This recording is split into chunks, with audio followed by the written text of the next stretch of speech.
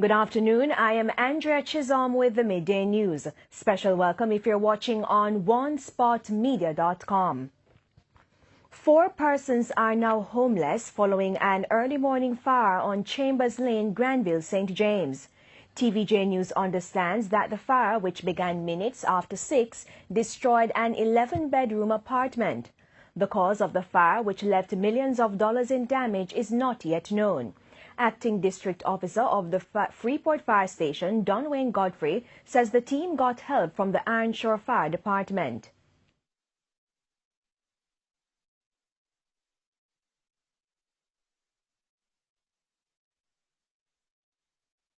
The fire was quickly brought under control and extinguished.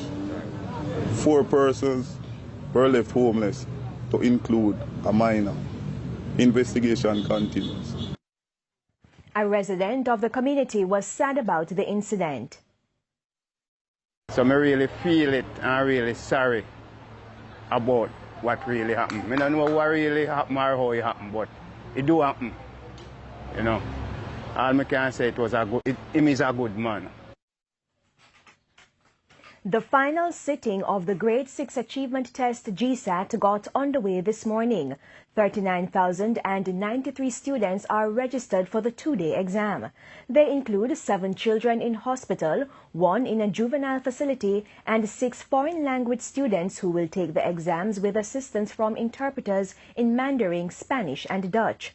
315 special needs students who were assessed by the Special Education Unit will also be accommodated. In relation to invigilators, in relation to exam material which would have been distributed all across our region. So we're looking towards a very smooth 2 days of GSAT. We have our contingency systems in place. Of course, our regional offices take charge of their region in relation to any problems which may arise. A crew member of Fly Jamaica Airways has been arrested for attempting to smuggle cocaine into the United States. That's according to a statement by the U.S. Customs and Border Protection. A crew member of Fly Jamaica Airways is facing narcotics smuggling charges after he was busted at New York's JFK Airport carrying nearly 9 pounds of cocaine. Authorities say Hugh Hall arrived on a flight from Jamaica on Tuesday. During a security inspection, customs officers found 4 packages containing a white powder taped to his legs.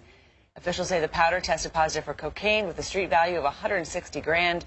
No comment so far from Hall's attorneys. And the narcotics police in Jamaica arrested a woman and her niece last evening after they attempted to smuggle ganja from the Norman Manley International Airport in Kingston. They were charged with conspiracy, possession of, dealing in, and taking steps to export ganja. The woman has been identified as Shelly-Ann Thomas, and her niece is a 16-year-old student. Both are from Ocho Rios. Reports are that they checked in at the airport to board a flight to Barbados when their luggage was screened and 3 parcels with 6 pounds of compressed ganja were allegedly found. The ganja has an estimated street value of $22,400. They are scheduled to appear in the St. Andrew Parish Court on Monday. The Cornwall Regional Hospital in Montego Bay, St. James, says there are less trauma cases due to the state of public emergency in the parish.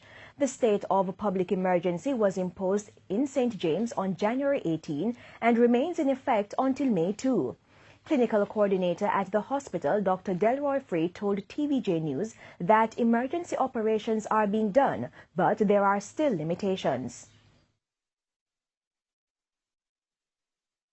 As you know, our accident and emergency is a bit constricted, but we are able to operate within that framework to treat our patient effectively.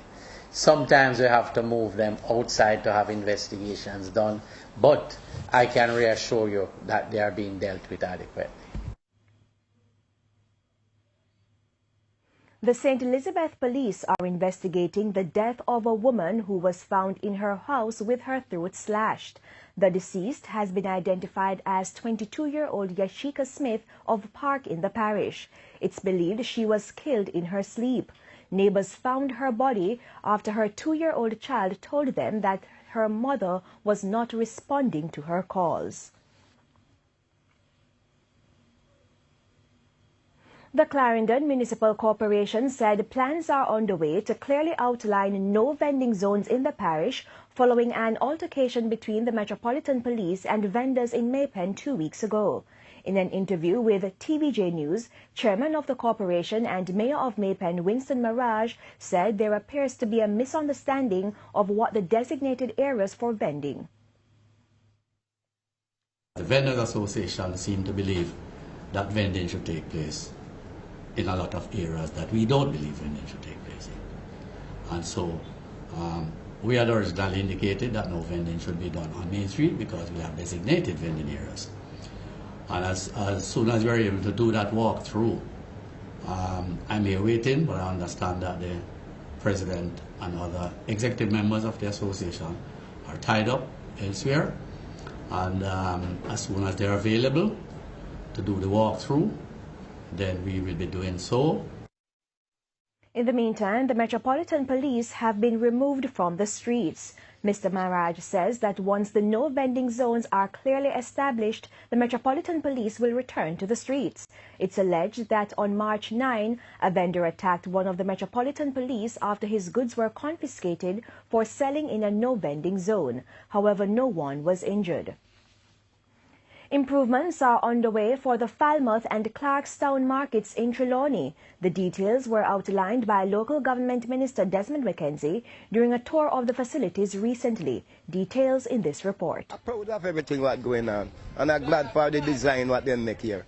It make me feel happy and make our district look good. Vendors of the Clarkstown market in Trelawney are in high spirit as the work to improve the facility have started. Minister of Local Government Desmond McKenzie outlined that the move is part of a project which is divided into 3 phases. Mr. McKenzie told TVJ News that the first phase, which entails constructing a transportation center, is already completed. The transportation center is very critical to Clarkstown because if you know Clarkstown, you'll know that it is a small town. And with the amount of taxis and buses that was congregating inside the town, it creates a problem for vehicular and pedestrian traffic. Now that we have completed the transportation center, as you can see, it is fully in operation with over 100 vehicles using the facility on a daily basis. The second phase of the project is renovating the market. Mr. McKenzie said the fund to start the renovation would be handed over to the Trelawney Municipal Corporation by Monday. The third phase includes installing an administrative office as well as additional shops for vendors. The minister also highlighted that the Falmouth market will be completed in short order. The Falmouth market is going to benefit also. I've committed to provide some $15 million to complete the Falmouth market so that the market can be ready by the end of April, early June for the vendors from the old market to occupy the new facility. So what I am completing over this weekend is a commitment that the administration gave when we came to office. The project costs more than $20 million. However, Mr. McKenzie added that completing the Falmouth market will bring the total cost to about $35 million. Anthony Lugg, TVJ News. In news overseas, Facebook shares have taken a huge hit this week after the Cambridge Analytica scandal broke. Now, members of Congress are calling on Facebook founder and CEO Mark Zuckerberg to testify under oath. Details from the CNN. This was a major breach of trust, and I'm really sorry that this happened. Facebook CEO Mark Zuckerberg apologized in an exclusive TV interview with CNN's Lori Siegel. We have a basic responsibility to protect people's data, and if we can't do that, then we don't deserve to have the opportunity to serve people. Echoing part of the written statement he posted online, Zuckerberg promised to look deeper into the activity of app developers. I think the question here is, are app developers who people have given access to their data, are they doing something that people don't want? Are they selling the data in a way that people don't want? Or are they giving it to someone that they don't have authorization to do? Some members of Congress are now calling on Zuckerberg to talk about what happened under oath. Will you testify before Congress? So the short answer is I'm happy to if it's the right thing to do. The longer answer? What we try to do is send the person at Facebook who will have the most knowledge about what Congress is trying to learn. So if that's me, then I am happy to go. You are the brand of Facebook. You are the name of Facebook. People want to hear from you. And that's why I'm doing this interview. But, you know, I think that there's the question in a question of congressional testimony is what is the goal, right? And that's not a media opportunity, right? Or at least it's not supposed to be. Zuckerberg says Facebook's responsibility now is to make sure that this doesn't happen again. And in sports, the Issa Grace Kennedy Boys and Girls Championships is now underway, with a number of student athletes advancing from the preliminary rounds. For an update, we join TVJ's Keon Raynor. Keon? Yes, the first of 9 finals to be contested on Wednesday's third day of competition is out of the way. I can tell you that Shantae Foreman of Excelsior, well, she has set a new record in the Class 3 girls high jump, 1.80 meters, to take gold for Excelsior. Now, she raised the previous record of 1.79, which incidentally she set last year while taking gold. Now, in second position was Anishka McDonald of Veer Technical. She cleared 1.74 meters, while Daniel Hines of Excelsior, well, she took the bronze with 1.60 meters. The point standings on the girls' side is as follows. Excelsior, they lead with 21 points, followed by St. Jago and Immaculate, who are on 16 and 14 respectively. Now, 3 more finals will be contested on the girls' side here on day 3.